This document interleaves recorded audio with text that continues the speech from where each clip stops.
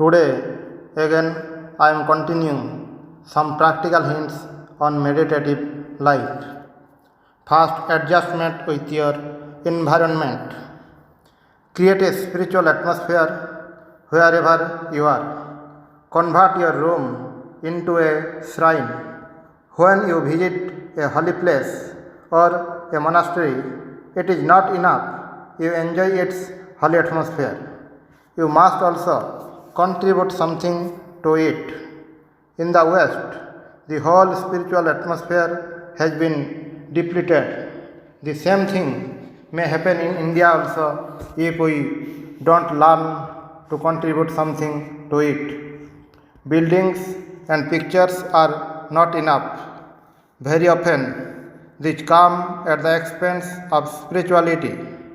It is no use grumbling about the environment. The world cannot change for you. You have to change yourself. You have to tune yourself properly and come in contact with the vast presence, the higher reality. During the period of spiritual practice, we should think only of God and ourselves. We should forget everything else. Let us not worry too much about anything other than God. We should live with the divine alone. This, it is true, is not the ultimate stage to be reached, but it is a very necessary stepping stone to its attainment. Ultimately, we must realize the same divine being in all, love all because of Him, for Him, and through Him only. Next coming, cultivate a definite attitude towards the divine. A spiritual aspirant must cultivate a definite attitude or relationship with the divine. To begin with, he must love a particular aspect of God or a holy personality intensely. Then he must learn to see the cosmic being at the back of the personal God, and then he should see the absolute at the back of the cosmic. The holy personality, the incarnation, or the personal God should take us step by step to the highest knowledge. The realization of the absolute, the transcendental, proceeds always through the realization of the immanent divine principle.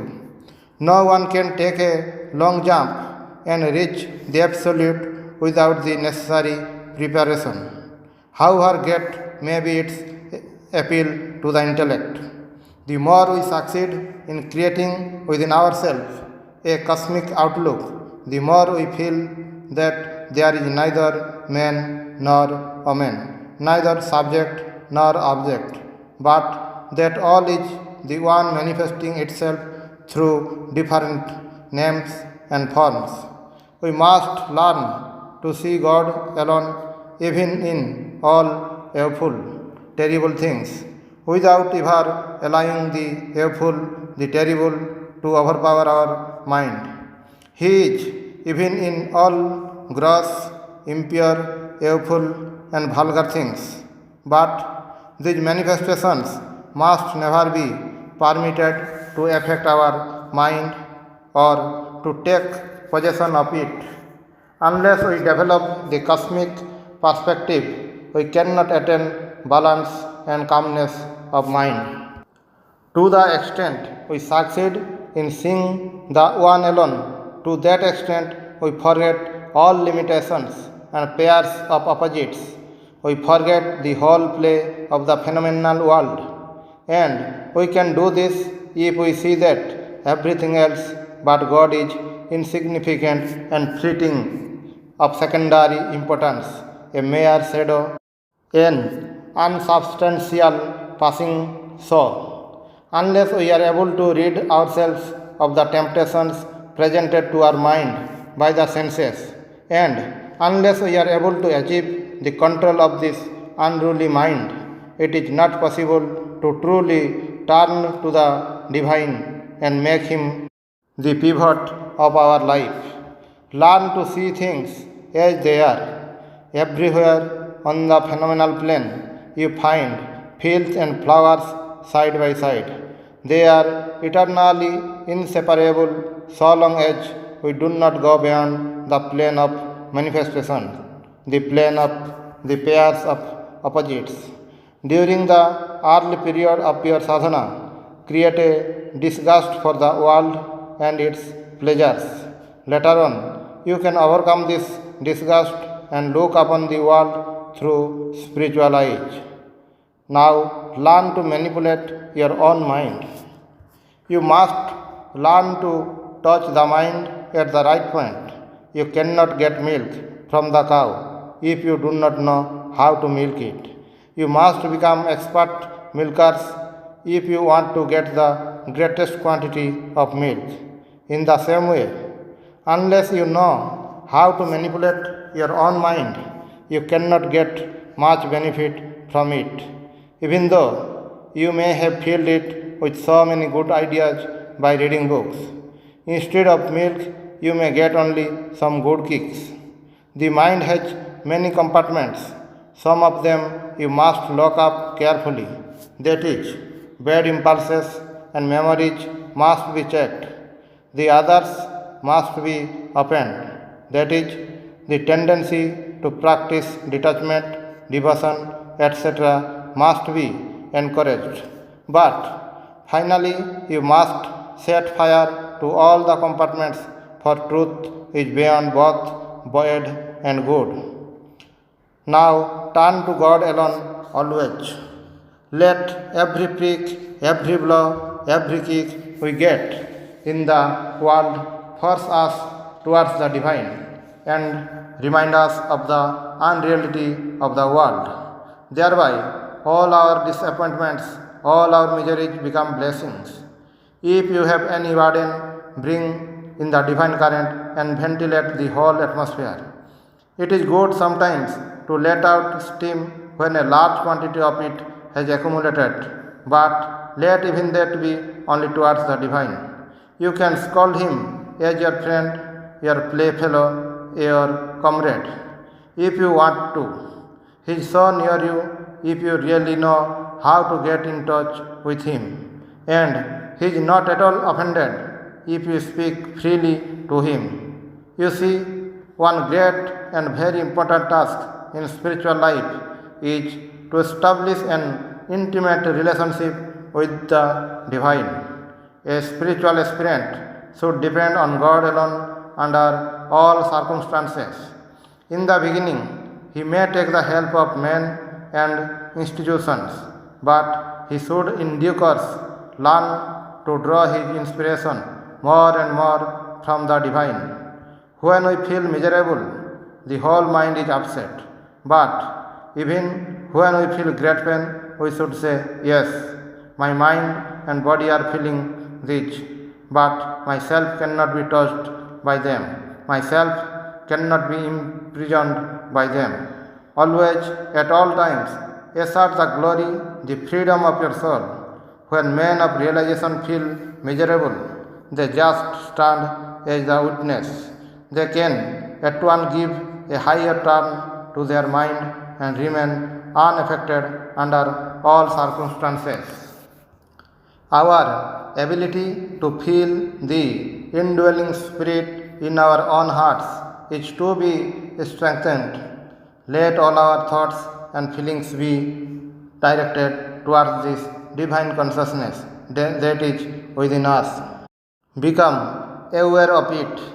In the outside world, there is so much misery, so much frustration, so much distress and pain.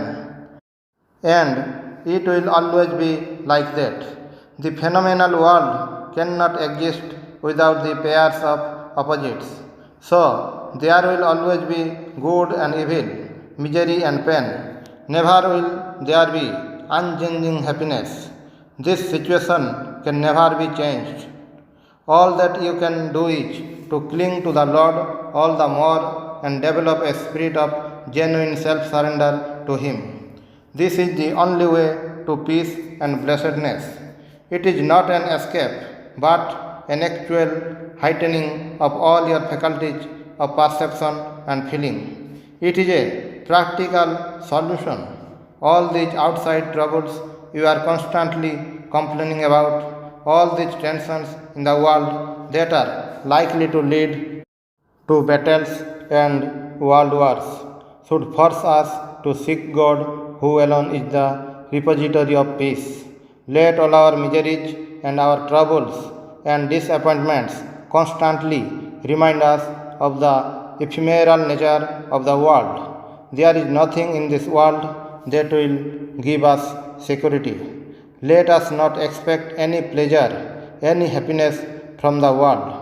God is the only source of strength to us. Let His will be done. Let us become united with Him. This should be the attitude of a genuine spiritual aspirant. Need for simplicity. Be straightforward in all your feelings. Give up hypocrisy and conceit. Be childlike, not childish, but be reserved and aloof in the company of worldly people in a dignified way without being haughty. You can be full of sympathy for others in an impersonal way, and yet be aloof and reserved and not allow them to come near you in a personal way. Everything becomes simple the moment we become simple. We should live like angels, like true children of God. We should learn to combine the simplicity and purity of a child with the maturity and wisdom of a grown up man. You should not open your heart to all, but should open it to pure and spiritual souls. There is no need to wash your dirty linen in public. Bad people take advantage of your confessions and turn them against you to make your life miserable. But you can always open your heart to a wise elder, to one who is already well established in the spiritual path and has experienced its difficulties himself. You should never open it to wrong and worldly people. Turn to your wisdom when you are in difficulties. If there is no one who is experienced to turn to, worldly people cannot give you advice at all. One of the great causes of sorrow is to listen to the advice of fools. They do not know themselves. So, how can they help you? Even if they are well intentioned, they cannot give you any sound advice about spiritual matters which affect your whole life. Another sense is needed for that, which the worldly minded do not possess. Their mirrors are too dirty to reflect the light, or if they reflect it at all, the picture is so blurred and distorted that only confusion can be the result. Now, first be a true gentleman. This is a very important point. Before you can become a spiritual man or woman, you must become a gentleman or a gentlewoman. In the real sense of the term, only gentlemen and gentlewomen can become spiritual men and women. I always tell people again and again, before becoming a devotee, before even thinking of taking up spiritual life, see that you become a gentleman or a gentlewoman. And the devotee is able to be a gentleman or a gentlewoman when he or she is established, at least to some extent, in the preliminary practices leading to spiritual life. Sometimes we find people behaving in a most undignified, uncultured way.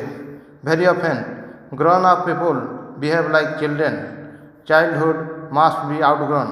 Sometimes, people remain ill mannered and undignified all their life because they are not able to have the right adjustment, the right attitude. It is the after effect of a faulty childhood. It is a result of stunted growth. I often advise people to read Dale Carnegie's books, How to Win Friends and Influence People, and How to Stop Worrying and Start Living, before they begin spiritual life. Many of our problems have nothing to do with spiritual life. They are just problems caused by our wrong attitudes and conduct. It is not enough that strangers know that we are good, but we should also see that those who are near us know us to be good and perfectly controlled. It is very easy to show a nice smiling face to strangers. We should always value the opinion of those near us more than that of others whom we only see once in a while. Next coming, learn to be patient. Intolerance and bigotry only show that the person has never had any spiritual experience or even firm faith. That is the attitude of an atheist who clings desperately to some dogma because deep within him he is unable to conquer his own doubts consciously. Those who have true faith are sympathetic towards all and do not feel jealous of other pious and sincere souls. Religious swashbuckling is a sure sign of religious hypocrisy. A spiritual aspirant must learn to be patient and forbearing under all circumstances. Things do not take shape according to our wish. Unpleasant and unfavorable situations have to be faced. You cannot expect to have favorable conditions for meditation always, especially in modern cities. Learn to make the best use of the time and the environment you find yourself in. We must learn to live in a harmony with the environment. The cause of anger lies in the disharmony within. A man first becomes angry with himself before he becomes angry with others. Hating oneself is as bad as hating others. It is the root cause of so many problems, as modern psychologists have shown. The channels connecting the soul with the divine often get clogged. These must be cleared, otherwise, it will lead to disharmony within and troubles with others. Those who are in tune with the divine are always in harmony. Don't be restless. Apart from physical and mental restlessness, there is a kind of subconscious restlessness. The person himself may not be aware of it. Such unconscious restlessness drains away a lot of energy. Now stop complaining. People often complain that they have not achieved anything even after long years of spiritual practice. If we analyze their minds, we will know that almost all the time they think of these lines. I pray and do japa, but there is no result. Now, instead of spending energy on such thinking, if they had concentrated their minds on God, it would have been far more useful.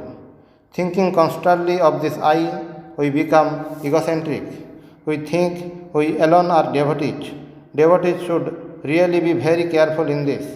If they do not root out this I consciousness in the initial stage, it will be very difficult to do so later.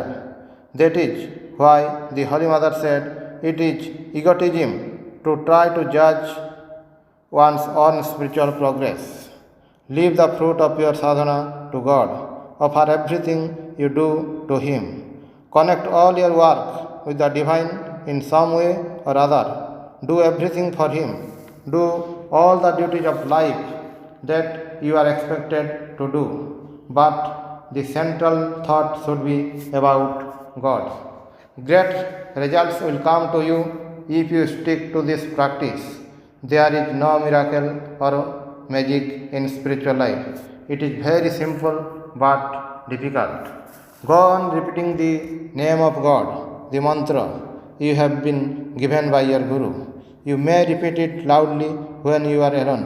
The best method is mental repetition and listening to it. Fill your whole mind with its vibrations. The divine name has great power, but it is potential. Constant practice will make this power manifest itself.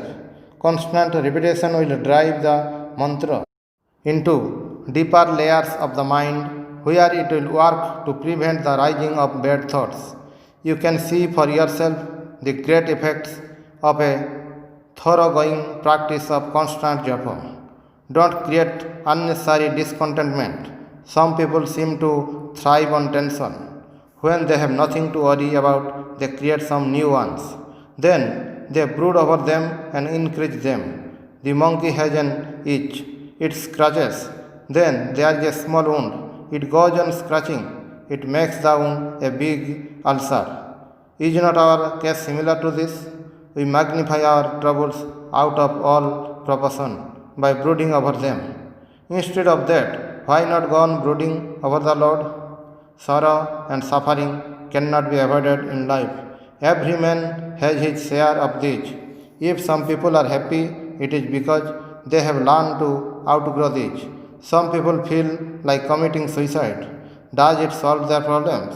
The problems can only be shifted to another plane because the soul continues to exist even after the body is destroyed.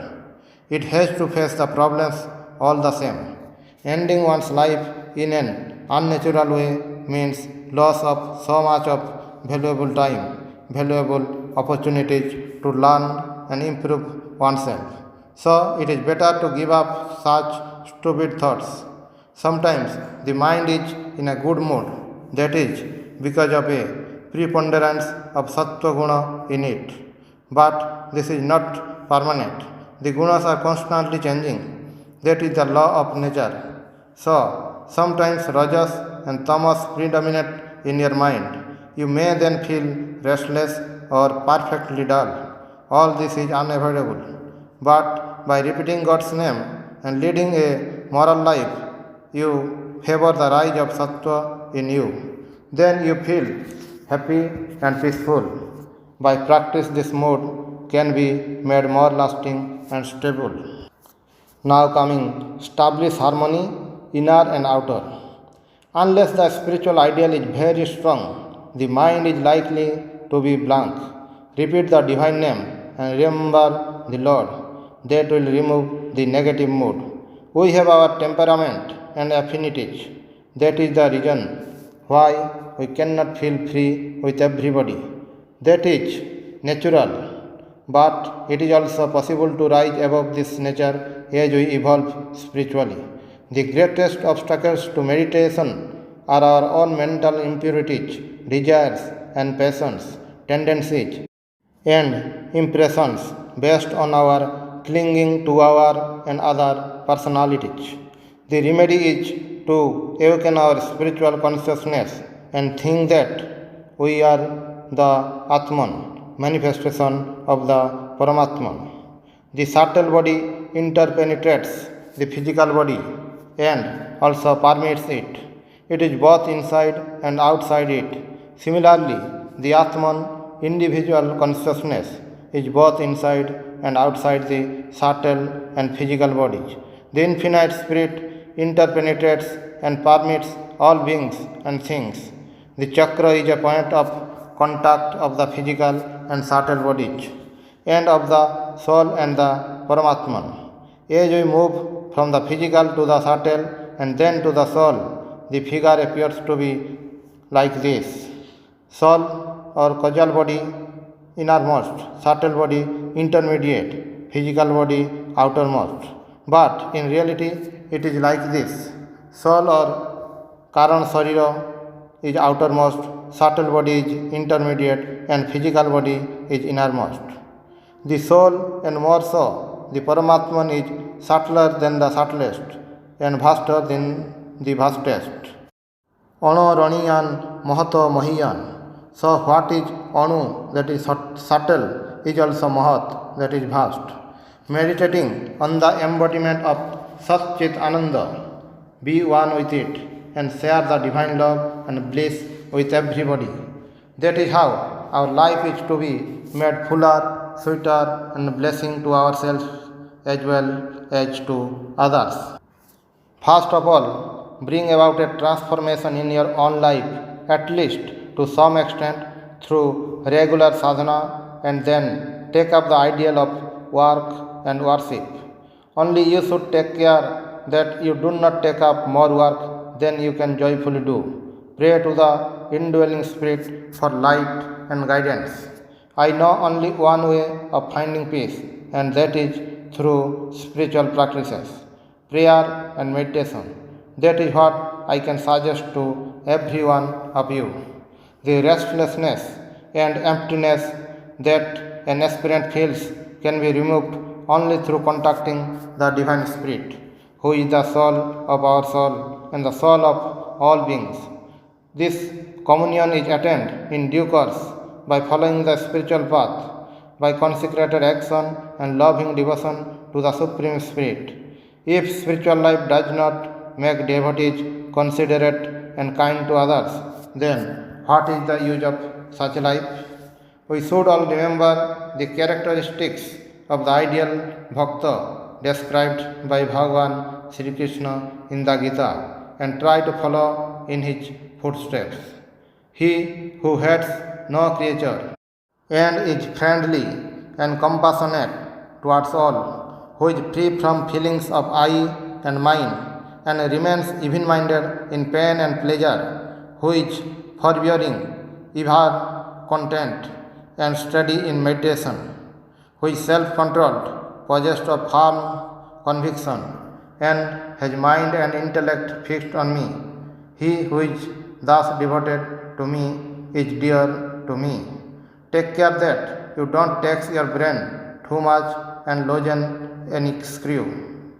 Regular practice alone can give us concentration. And in the beginning, this is to be done whether the mind is in the proper mood or not. Don't worry if the mind is restless. To the extent the theme for meditation becomes more interesting than anything else, the mind would love to dwell on it. Such is the power of the divine name, that along with meditation, it produces harmony in the body and the mind, and also quickens right understanding and creates greater interest in spiritual things. We should all bear in mind that those who really and truly follow this spiritual path are less egocentric and more selfless, kind, and considerate towards others. We have to be givers and not beggars. The more we succeed in doing this, the more we feel free, joyous, and peaceful.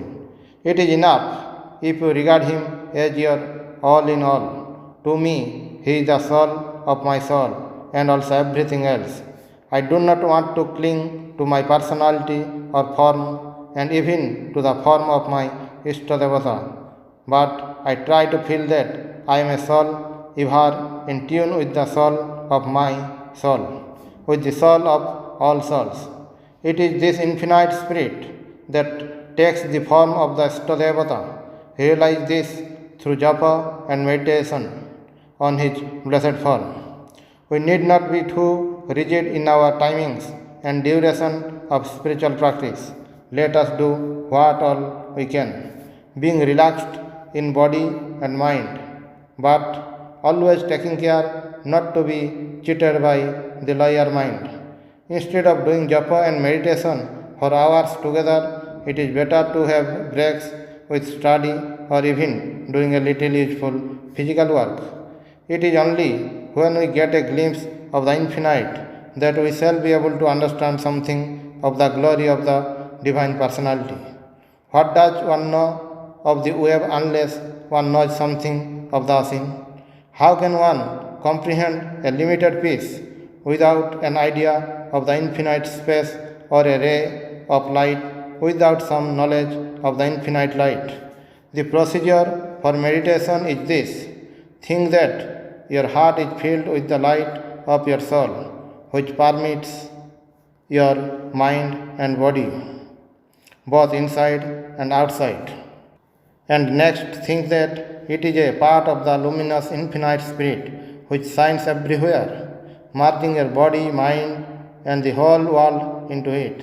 Think that you are a little sphere of light, part of the infinite spirit. This formless meditation may not appeal to you, and even if it does, it is difficult to do it for long. So think that your soul puts on a pure mental body and a pure physical body, and that the Paramatman takes the form of your Ishtadevata. Repeat the mantra of your Ishtam and meditate on his luminous form. Think that he who manifests himself as your Ishtadevata is none other than the infinite spirit shining everywhere. Om Shanti Shanti Shanti Hari Om Tat Sat. Today we have finished the subject Some Practical Hints on Meditative Life. Whoever wants to know more about meditation, please subscribe our channel.